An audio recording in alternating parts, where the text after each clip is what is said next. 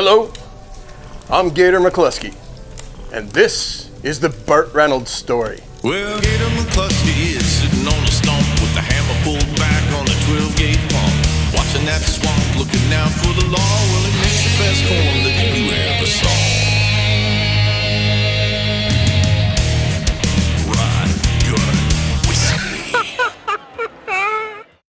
Ladies and gentlemen, one of the sexiest, most wonderful actors, Burt Reynolds. Burt Leon Reynolds was born February 11th, 1936 in Lansing, Michigan. His family moved to Florida in 1946. And I was from this little town, Rivera, and it wasn't until I was 40 that I found out it was Riviera. What is the matter with you? My entire world's football, football, and more football. In the 10th grade at Palm Beach High School, he was named first-team All-Star and All-Southern as a fullback and received several scholarship awards. Stick this in your trophy case. It was around that time when Burt met Rocky Marciano in Palm Beach, Florida, and the champ took him under his wing. He got me into the Golden Gloves amateur boxing competition when I was 16. He became my unofficial trainer. Keep your right hand back here like this. Lead with your left. Burt won 3 fights, all by knockout. Then I quit. I knew it was only a matter of time before I got my ass whipped. Attending Florida State University in 1954, Burt showed tremendous promise in his first season, gaining 134 yards on 16 carries before suffering a knee injury, which sidelined him for the rest of the season. I intimidated opponents instead of cutting away from them. I ran over them, and those I couldn't run over, I punished for being in the way. So it was Christmas Eve, 1955, when Burt crashed his dad's '53 Buick into a flatbed truck. Top of the car came off, and I was crushed like a sardine in sheet metal and cement blocks. He broke several ribs, shattering his shoulder, damaging both knees, and ruptured his spleen.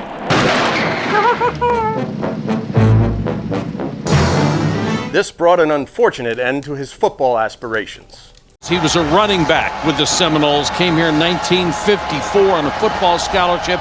At the age of 78, he planted the spear at Florida State University. Injuries limited his career, but he came back today. A tradition at this historic college. It always leaves them speechless. With football behind him, it was now time for Burt to move on. I was kind of pulled into the theater by a man named Watson B. Duncan. The best teacher that I ever had. See, Duncan ran the drama department at Florida State University, and he gave Burt the lead role in Outward Bound. On my performance in Outward Bound won the 1956 Florida State Drama Award. I gladly accepted the first prize scholarship to Hyde Park Playhouse in upstate New York. It was there in New York where he met Joanne Woodward, who would help Burt get his first agent. You are a sexist ass, right to the left. No, I'm sorry. She would later work with him in the 1978 comedy The End, a tradition as Burt loved giving roles to his friends and mentors as he found success. From the standpoint of public relations, You'll make me look like the same jackass that I've looked like for the last 3 years. I was going to acting schools, which I got kicked out of most of because I couldn't act. That was around the time when Burt realized he could get more acting roles if he just did dangerous stunts. Funches of Faith was a live show on Sunday morning. They asked Burt if he would be willing to get thrown through a window. They said, where are we going to find a guy? And I said, how much do you get for that? And they said, $150. And I said, hey, I'm your man. This opened up many more opportunities for him. Whenever they wanted to set someone on fire, get that Reynolds kid. This kid's got a brain about the size of a pea. Burt moved to Hollywood in the summer of '58 and signed a 7-year deal with Universal and was cast on NBC's Riverboat. Where your job was to keep the sun off Darren McGavin's bald spot. His 20-episode run was short-lived as he didn't get along with the show's lead actor, Darren McGavin. You think you got it all figured out? Yeah, pretty well, yeah. Burt was also disappointed that his role of Ben Frazier required little other than peering out of a window and blowing a steam whistle. One day his temper got the better of him and he was fired in 1960 after he threw the assistant director into a lake. Shortly after losing his role on Riverboat, Burt was fired from Universal on the very same day as his friend Clint Eastwood. They called us both in this office, and this guy said to Clint, your Adam's apple sticks out way too far, and you've got a chipped tooth, and you talk too slow. And I said, what's the matter with me? And he said, you can't act. Didn't say anything, and I said, Clint, you're in big trouble. He said, why is that? I can learn how to act, but you're never going to get rid of that damn Adam's apple. We did all right, huh? What a team.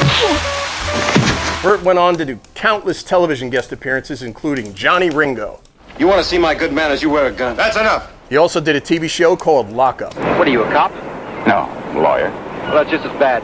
And a spot on the series Michael Shane. I tell you the truth and you put the clamps on me. Then he finally landed his first major film role. I got a strong supporting role in Angel Baby, shooting in Florida. What do you want to learn to talk for, huh? Things are just fine the way they are. I moved into a much talked about Broadway production of Hugh Wheeler's Look We've Come Through. This Broadway play ran for only 5 days, but one critic said of Burt's performance, "Please don't let this actor run back to Hollywood." I guess you heard of me, huh? Nope. Burt landed bit parts on Armored Command as a bad guy in a forgettable role. As in my previous film, I played a rapist again. I'm not gonna hurt you. And I was beginning to worry about being typecast.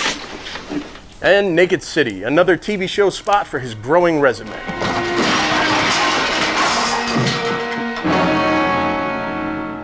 In 1962, Burt was cast on Gunsmoke, one of the top-rated shows in the country. I killed both of them. They was white men. But don't forget, you're half white.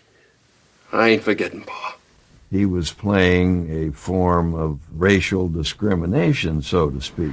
Speak. 58 minutes I stood around and people said, you're a dirty half-breed. Cheap bug. Despite the huge salary of $3,000 a week, he quickly grew tired of being typecast in that role. And it just didn't seem like a real good career move, you know? I'm gonna have to leave Dodge soon. So I left, kind of on my own, but nobody grabbed me and said, stay. He often referred to the series as the happiest period of his life. The cast and the crew were like family. I'll see you later, kitty. Is that Amanda? Oh my God, do you know how long it's been? Come here, lady. Years later, you can see the joy in Burt's face as he reunites with his Gunsmoke co-star. And I went off and did a whole succession of really unsuccessful movies. Unfortunately, they play a lot. God, sour shit pop. Shit caca. Burt continued his trend of bad television with small parts on Route 66. And another in 12 O'Clock High. What are you telling me, that you're irresistible or that he's unpopular? Would you settle for double or nothing? He landed a memorable part on The Twilight Zone in 1963. Yeah, I mean, what is my tertiary motivation here? Burt famously had fun in this role after years of being told he was a young Marlon Brando. He didn't like me at all. I didn't try to look like him. I didn't try to act like him. You probably saw me in Cat on a Hot Tin Roof. Listen to the absolute hatred in Brando's voice when asked about Burt. I think it's Burt Reynolds. Don't say that name around me. He is the epitome of something that makes me want to throw up. So he is a nice guy. He can't be. He's the epitome of everything that's disgusting about the thespian. Where'd you get that idea? I don't know him at all. He worships at the temple of his own narcissism. When he finally talked to me, then I said, "You're the finest actor in the world. Thrilled to meet you." And I said, "I wish I could say the same for you." In 1963, Burt married Judy Carn. Oh, suck it to me, baby. Judy was best known for her hilarious segments on Laugh-In. The very thing that attracted me to her were the very things that I wanted to change once we got married. Basically, when reality settled over our romance, we saw two nice, completely incompatible people. I wasn't for her. I tried to change her, and it was really my fault that the marriage didn't work. The two divorced in 1965. She gave me the football trophy and the dog. Where's Jack? Is Jack around somewhere? Because I got to talk to him. My third movie, Operation CIA, was the worst film ever made. Here I come. Oh, here I come. Oh. In 2018, Quentin Tarantino recreated Burt's villainous 1965 role in the series The FBI for his film Once Upon a Time in Hollywood. The attention to detail was typically perfect from this brilliant director, who was actually named after Burt's character Quint in Gunsmoke. Michael Murtaugh. Stereotyped once again as a Native American, Burt went to Spain to star in the 1966 spaghetti western Navajo Joe. One of my very forgettable films. I played an Indian. I had a wig on. I looked exactly like Natalie Wood. As far as plots went, Navajo Joe's was barely visible. My father was born here in America. His father before him, and his father before him, and his father before him. Since the script was so bad, Carbucci, the director, substituted stunts for bad dialogue. Burt scored another television series in 1966, earning $6,000 a week, playing Native American detective John Hawk. We were the first show to shoot available light, 16 millimeter, in the streets, no permits. What's the matter? Don't you like 9 to 5? No, just guys with clip-on ties. The great Gene Hackman actually appeared in an episode. Hawk got critical raves. The show was canceled after only 17 episodes, but it was some of Burt's best work from the early days. We'll go to Burt Reynolds. I wouldn't touch that line with a 10-foot pole. Early in his career, Burt appeared on several game shows as a contestant, including The Dating Game. Okay, bachelor number 2, what do you have at your house? Me, I think. I'm sure this young lady regrets not picking one of the greatest film stars in history. Burt Reynolds. Don't mix with Sam Whiskey. Sam Whiskey in 1969 was a Western that finally gave Burt a chance to show his comedic side. The girls in the city are skinny and pretty. Girls in the country have meat on their bones. Burt said of the film, it was way ahead of its time. It was playing like comedy and nobody cared. I remember the first love scene that I had to do was a nude scene with Angie Dickinson, and I was scared to death. I admitted this to Angie. Burt, it's simple, she said. You come right out of your dressing room nude. They'll get used to you. The day anybody gets used to seeing Angie Dickinson nude will be the day the lower half of their body is dead. Next came 100 Rifles with Raquel Welch and Hall of Fame football player Jim Brown. At one point, we were handcuffed together, dangling over a cliff that dropped off about 300 feet. I don't like this shit. Well, then close your eyes, I said. You're a funny man, he replied. You want to know what's really funny?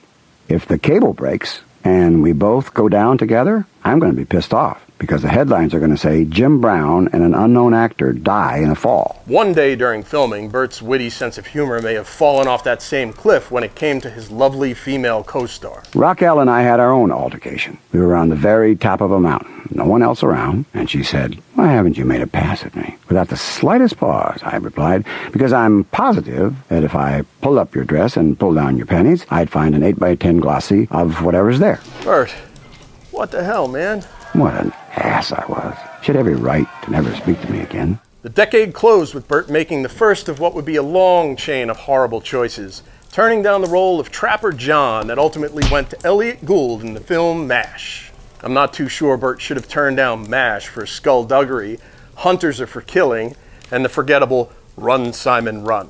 Now in 1970, Burt Reynolds stars as Dan August. Burt initially turned down the lead role in the series Dan August, but ABC really wanted him. Who's the highest paid actor on television? Maybe Michael Landon. At that time, Landon was getting $25,000 a week for his role on Bonanza. I'll pay you $26,000, he said. So why did Burt take that role? For the money, for the glory, and for the fun. Mostly for the money. In addition to the money, my deal included the option of doing all my own stunts and script approval and a chance to direct. The great Harrison Ford appeared on an episode called The Manufactured Man. What about the phone calls you made from the bus station? I don't know. She was already talking to somebody when I got there. 26 episodes later, ABC canceled the show for low ratings. I mean, I'm off the air. I'm canceled. Kaput. Finito. You're joking. But after Burt got critical praise for his breakout role in Deliverance, CBS reran Dan August with great success. Freezing my balls off. Raquel Welch agreed to co-star with Burt in Fuzz, but she insisted on not having any direct scenes with him. The closest they got was during this interrogation scene. That's why he takes out his thing. In this scene, Burt suffered severe burns as the flames tore up his asbestos-lined coat sleeves and around his neck. The poster for this film has Burt in his infamous Cosmopolitan spread pose, somewhat ridiculous as his character in the film was nothing like that. If you were James Bond for a day, what would you do first? If I was James Bond, I'd never stop making those pictures with all those lovely girls. As fate would have it, Burt Reynolds was offered the role of James Bond, 007. I said to Cubby Broccoli, an American can't play James Bond. Bond. James Bond. It just can't be done. How long ago when you did the Cosmopolitan, the famous Cosmopolitan? 35 years ago. It was Helen Gurley Brown, the editor-in-chief of Cosmopolitan magazine, who selected Burt for this historic spread. We were on The Tonight Show together in early 1972. I looked at him and I thought, he's pretty cute. What about him? She asked me to become the first male nude centerfold in Cosmo. I asked, and by some miracle, he said yes. And your pose with your hand strategically placed, arm strategically placed. The photo session lasted several hours. You gonna be naked? They gonna see your tallywhacker? I was very young and very stupid. The centerfold appeared in Cosmo's April issue and literally flew off the newsstands. I regret doing it. I wished I hadn't. All 1.5 million copies sold out instantly. His agent and manager advised against it, but Burt figured because he had Deliverance in the can, it wouldn't matter. I would hate to think that when I die on my gravestone, they'll say, "Here lies the fellow that was the first nude centerfold."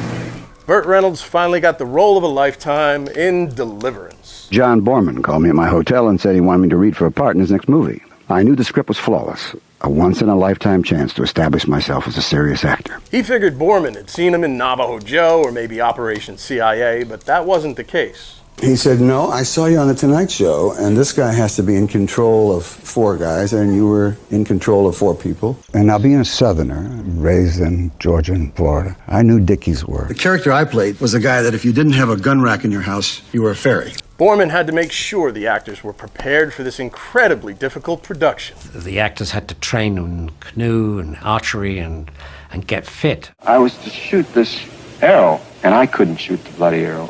We started to rehearse, and I got in the character, and I couldn't miss. So every arrow went in the center of the bullseye. They said lunch, and everybody went away, and I picked up the thing, and it went off into a tree, and got in my foot, but within the character, I could do it.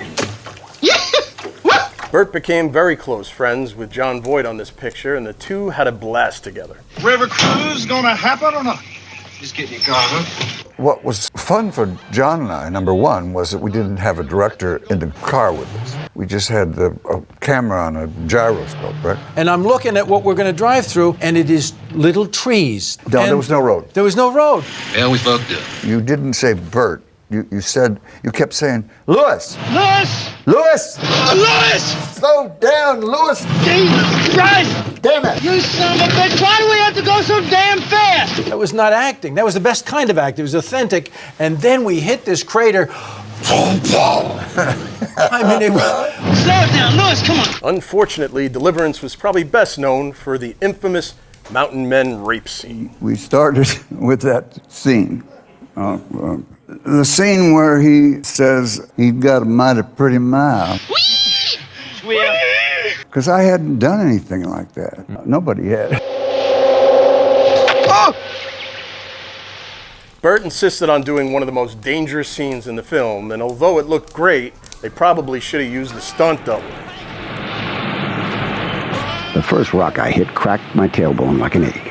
Somehow I made it to the surface, I gulped some air, I turned several flips, hit something, landed on my neck, and entered the hydrofoil at the bottom where the falls plunged back into the river. I rose slowly and literally crawled out of the water. It was pretty obvious I was hurt. Once a week, one of us would save the other one from drowning. It was quite amazing. In August of 1972, Deliverance was released to the greatest reviews of Burt Reynolds' career. After the screening, we all congratulated each other.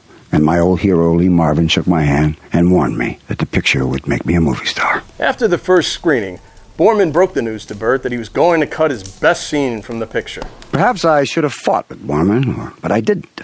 I believed in him as a director, as an artist. If not for him, I would have never been in the film in the first place. Where's the law, Drew? Huh? Burt assumed he would eventually get other scenes as amazing as that one, in what should be a long and successful career. I've never been given a scene that powerful again in all my years as an actor. And for Borman, this is why I love him. He told me the truth. Borman explained that he knew it was Burt's greatest scene, but that it had to come out. For the movie to succeed, Voight has to take the picture right then. But he gets all his courage from you. The film doesn't work then. He has to do it by himself. He has to find it in himself. Deliverance was nominated for Best Picture, Best Director, and Best Film Editing for the 1973 Academy Awards, with no acting nominations and 0 wins. With all the critical acclaim that film got, Burt thought that his cosmopolitan spread may have had an impact on the voting. I thought it cost some actors in Deliverance an Academy Award. It cost the film a lot. Voight was incredible. I think it hurt John. I think it hurt Ned Beatty. I think it hurt me too. Little did he know, Burt would have to wait almost 25 years to get his very first Academy Award nomination for the film Boogie Nights. This is a film